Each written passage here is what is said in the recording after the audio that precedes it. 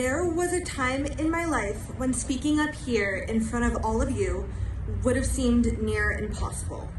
Not because I'm shy or don't have anything to say, because as anyone who knows me will tell you, I don't really know how to shut up.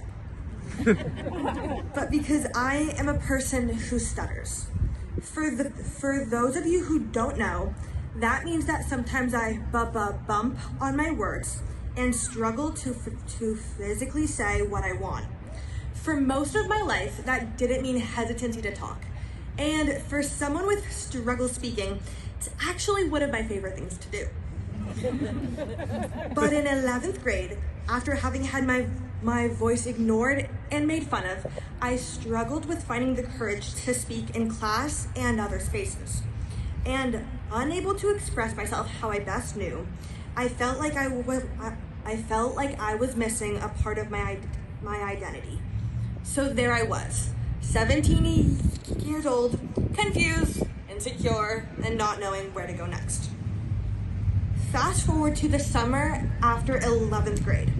With the support of my incredible community, including my friends, family, speech language pathologists, National Speech Association group, and wonderful friends who stutter, I built back a lot of the confidence I'd lost.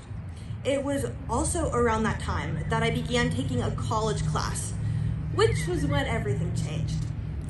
Our first lesson was to learn about public speaking by watching videos about famous public speakers, one of whom was then Vice President Joe Biden.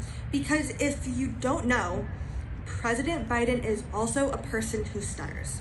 He gave an amazing speech, and I was moved to tears because I related so much to everything he said about the struggles and the joys of stuttering. I went to move on to the next assignment, but I couldn't do it, thinking about how seen and recognized I felt. So I did something crazy. I wrote to the President of the United States on the White House website about my experiences as a person who stutters and how much his speech inspired me. I poured my heart out and I pressed send.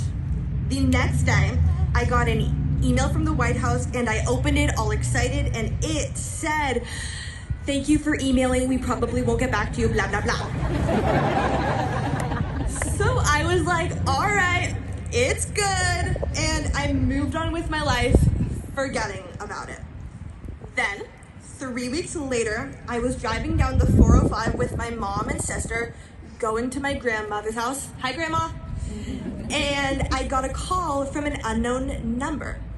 Figuring it was spam, I didn't answer. Then I got to my grandma's house, sat down having totally forgotten about the call, and saw that there was a voicemail.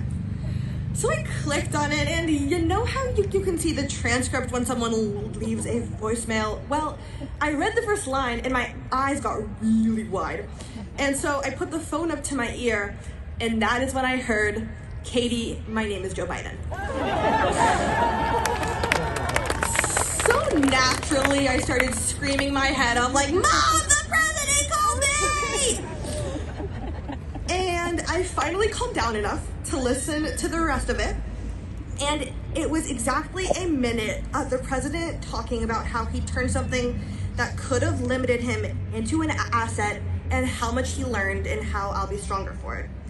A few days later, once the initial shock had passed, I sat down to think about what this really meant for me, and that was when it hit me. I had let the confidence I had in my identity become conditional. When things were going well, like when I was feeling respected, I was proud. But when I was struggling, like when people made fun of or constantly interrupted me, I felt insecure. But that's not the relationship I wanted to have with myself. I needed to feel secure enough in my abilities as a person and not base my self-worth on how other people perceive me, whether that be when I'm the punchline of a joke or getting calls from the president. For the next 4 years and really the rest of our lives, we are going to experience both ends of the spectrum, with some people celebrating our identity and some people trying to tear it down. But I hope in the moments of both joy and pain that you remember that your worth as a person is not based on the way other people see you. And I know it can be hard, painful, and sometimes seemingly impossible, but the truth is that you deserve to be proud of who you are unconditionally. And I hope that you remember that.